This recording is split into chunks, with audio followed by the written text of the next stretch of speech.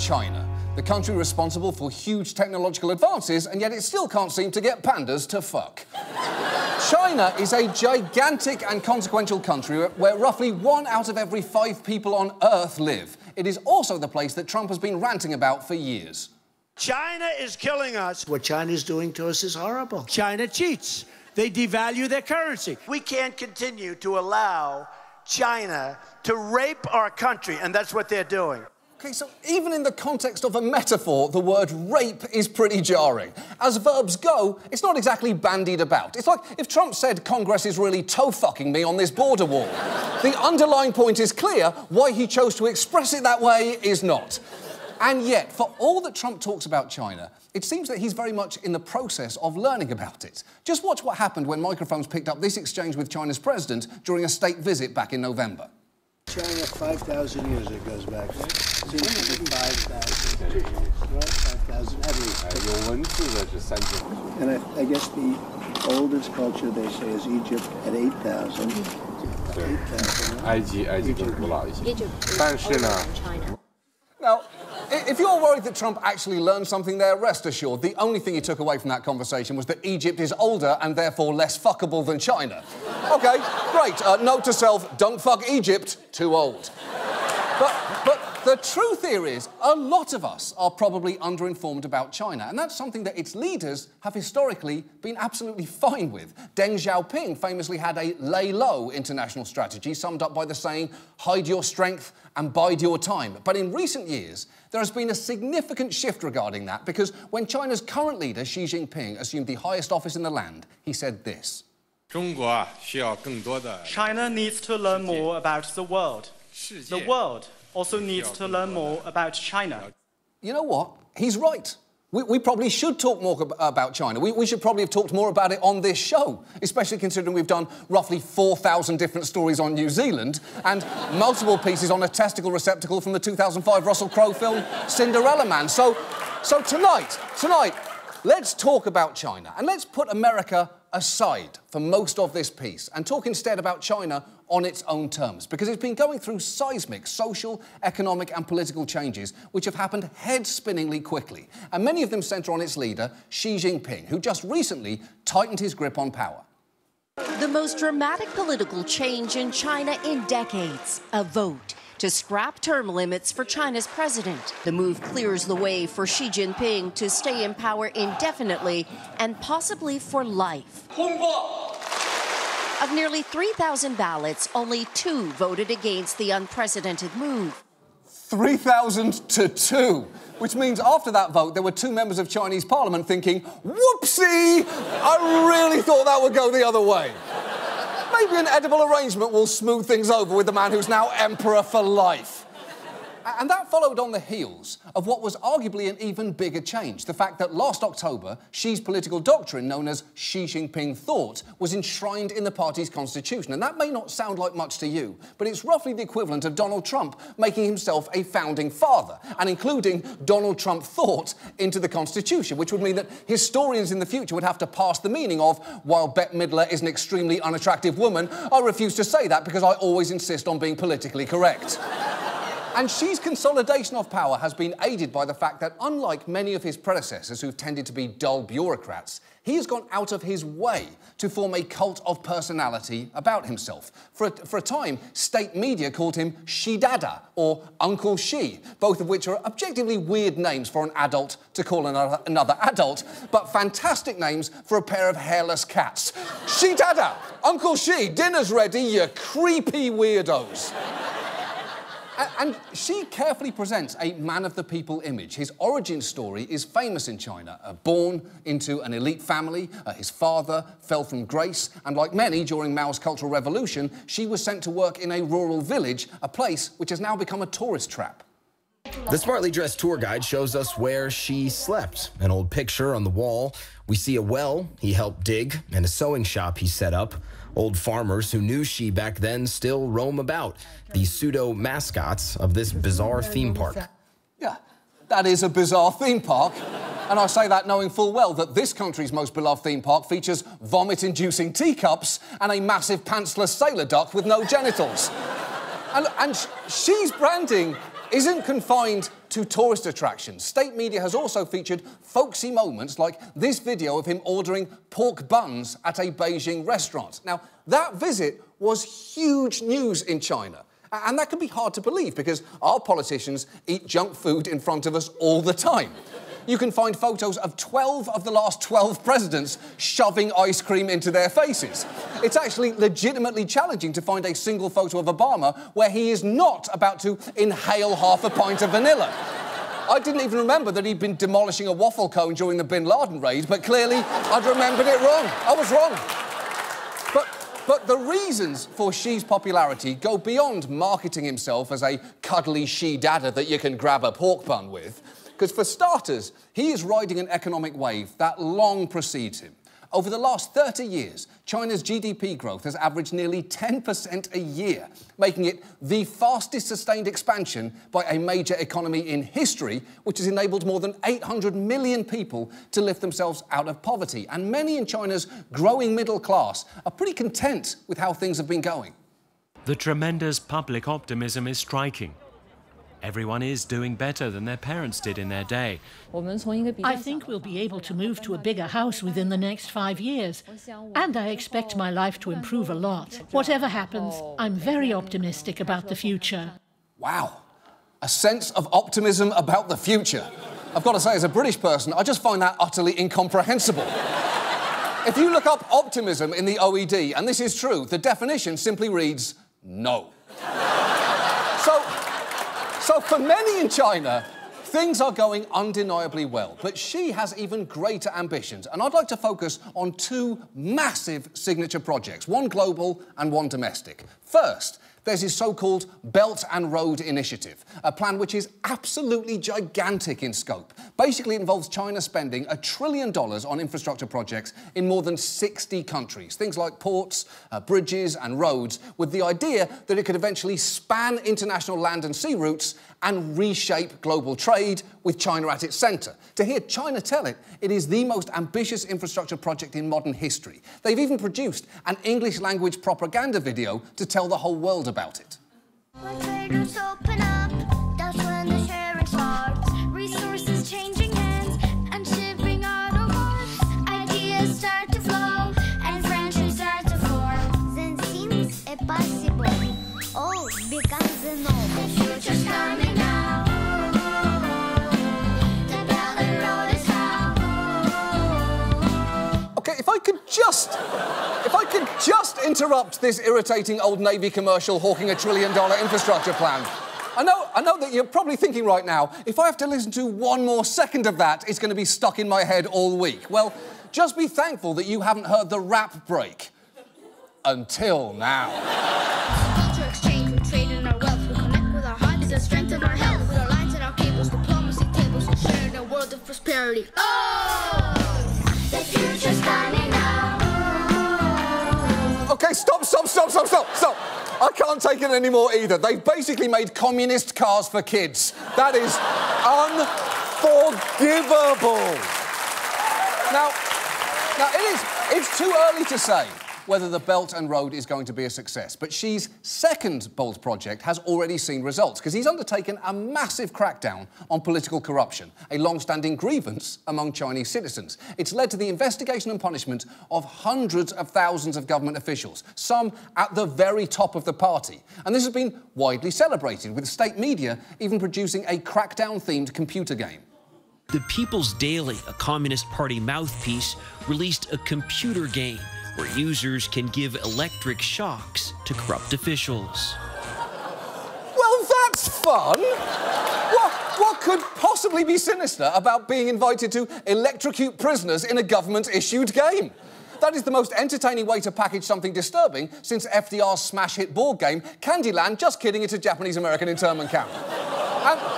And this is where we reach the point of the story that you kind of knew was coming. Because so far, everything that I've shown you is what Xi Dada wants you to know about China. but there is a lot of troubling stuff under the surface. For instance, conveniently for Xi, some of those swept up in the corruption purge were his political rivals, and those accused were often funneled into a system that's been described as a secretive extra-legal process where interrogators seek to extract confessions, sometimes through torture. And it's worth knowing that those term limits that he successfully eliminated were put in place for a pretty good reason, specifically to avoid another Mao, under whose regime some horrific things happened in China, from a collectivised farming attempt that was responsible for at least 45 million deaths, to a cultural revolution that was estimated to have killed at least another million, to his belief that this swimsuit was flattering, which I realise, now that I say it out loud, really doesn't belong with the other two in that list. The point here is, Xi is actively removing the post-Mao guardrails that were put in place.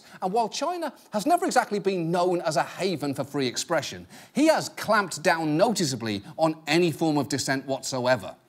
There is dissent online, and China's censors are working hard to quash it. They temporarily banned the use of phrases such as personality cult and my emperor, and also references to Winnie the Pooh, a character long used to mock Xi Jinping based on an apparent resemblance. It's true. It's true. Apparently, Xi Jinping is very sensitive about his perceived resemblance to Winnie the Pooh. And I'm not even sure it's that strong a resemblance, to be honest. But the fact he's annoyed about it means people will never stop bringing it up. Trust me, Xi, if your face even remotely resembles that of a beloved cartoon character, the smart move here is to lean in. And clamping down on Winnie the Pooh comparisons doesn't exactly project strength. It suggests a weird insecurity in him, and experts say that Xi is deeply concerned that public opinion will turn on him. China's economy is already slowing, and Xi is reportedly haunted by the spectres of the Arab Spring and the Soviet Union's collapse. And that paranoia may be why he's so anxious to micromanage Chinese daily life. The government has a list of untrustworthy people, which can restrict citizens' ability to travel, buy a house, or take out loans. And over the next few years, there are plans to take things much further. Every Chinese citizen is being assigned a social credit score, a fluctuating rating based on a range of behaviors. It's believed that community service and buying Chinese-made products can raise your score. Fraud, tax evasion, and smoking in non-smoking areas can drop it. If a score gets too low, a person can be banned from buying plane and train tickets, real estate, cars, and even high-speed internet. Yeah, you could be cut off from high-speed internet, although that could actually be a huge opportunity for the finest purveyors of shitty low-speed internet. I'm talking, of course, about AT&T, one of America's least popular corporations, and also, as of this week, our parent company. So, goodbye, everyone. It's been fun. And look, it gets much, much darker here. In fact, Xi's crackdown on human rights is apparently the most intense since Tiananmen Square. And that is not good, because Tiananmen Square is on the short list of places so infamous you don't even need to describe what happened, like Chernobyl, or Jonestown, or that one cheesecake factory we can't go to anymore. And Xi has intensified government suppression of certain religions. In one province, Christians have been told to take down the image of Jesus and hang portraits of Xi instead. Something I've also done, by the way. See, I think it really ties the room together. It's a nice accent piece. And a Muslim population known as Uyghurs have been singled out for dystopian levels of surveillance and persecution. Here is one man talking about a form that the government had him fill out. This piece of paper was sent to everyone. People had to fill it out. They asked things like, if you are Uyghur, if you have a job, if you have a passport, if you pray. All these answers were turned into a scoring system. They would categorize people into safe, regular, and unsafe people. Yeah, and that's pretty chilling, because generally speaking, whenever people are placed on lists, it's not really turned out well for anyone involved. Many of history's greatest monsters put people on lists. Nixon, the Nazis, Santa, all of these animals did that. And look, sure enough, if you are deemed unsafe for whatever reason, you're in big trouble, because China has incarcerated Muslims in re-education camps, with as many as 800,000 individuals in facilities which reportedly aim to rewire the political thinking of detainees, erase their Islamic beliefs, and reshape their very identities, making Uncle Xi Less like your fun uncle and more like your creepy uncle who imprisons 800,000 people in his basement. And if you want to see what it looks like when Xi Jinping thought gets put into Xi Jinping practice, just take the story of Nobel Peace Prize winner Liu Xiaobo. He was imprisoned in 2009 for writing a pro-democracy manifesto, and last summer he died in state custody. And even China seemed concerned about how that might look. Fearing domestic backlash, government censors went to work. Social media posts mentioning Liu's name were deleted. Online searches with his name were blocked. Even simple candle emojis were deemed illegal on some sites. CNN's signal in China has been cut by government censors every time we mention his name. Exactly. The Chinese media wouldn't allow mentions of a Nobel Peace Prize winner's name, which is a pretty intense level of censorship, but it's also my personal policy towards Guatemalan activist Rigoberta Menchú. Do not bring her up around me. She knows what she did. You know what you did, Rigoberta. You know what you did. I don't want to hear her name on your lips. That's not what this speech is about. The point is, what happened to Liu Xiaobo and his wife, who is still under house arrest, is absolutely tragic. Although, to his credit, he didn't go down without taking a final swing. One of the last known photos of Liu was with his wife, Liu Xia. At first glance, unremarkable. But notice the mugs they're holding.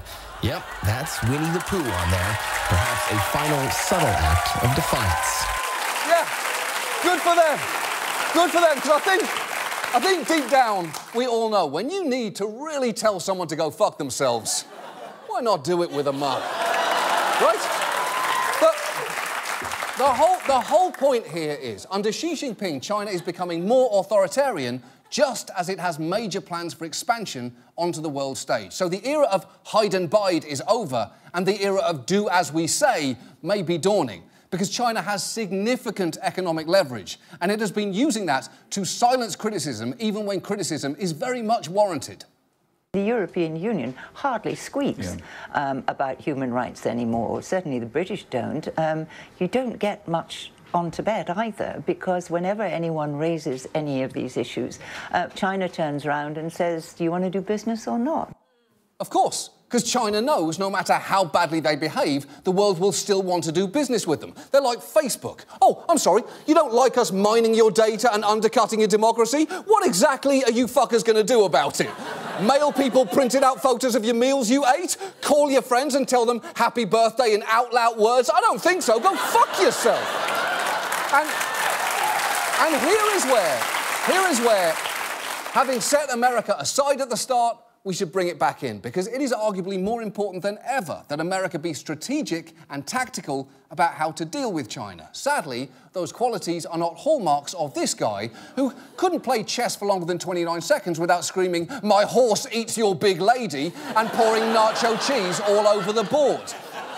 Trump is blowing up the traditional alliances that have helped influence Chinese behaviour on important issues, and that has been great news for Xi Jinping, as has the fact that human rights don't really seem to be a big Trump priority. In fact, just hours after the death of Liu Xiaobo, even as his administration issued condolences, Trump himself said this. President Xi is a terrific guy. I like being with him a lot, and he's a very special person. Wow, that was not the best time to give Xi Jinping a pat on the back. It's the equivalent of saying how much you love Kevin Spacey in American Beauty right now. First, you shouldn't. It was objectively terrible. And second, you're picking the worst possible time to bring that up. The point is, Trump is leaving a vacuum on the world stage, and China is more than happy to fill it by telling the world its story and leaving out some very important details. So for everyone's benefit, if they're going to send out cuddly propaganda videos about Xi Jinping and his achievements, someone might want to make a companion piece that kind of rounds out the picture.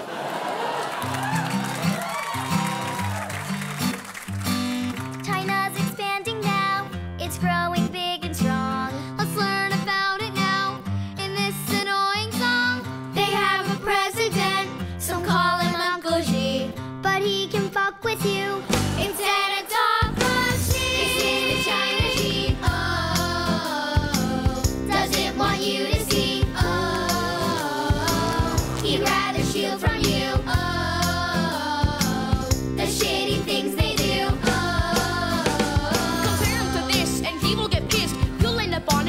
newsworthy list.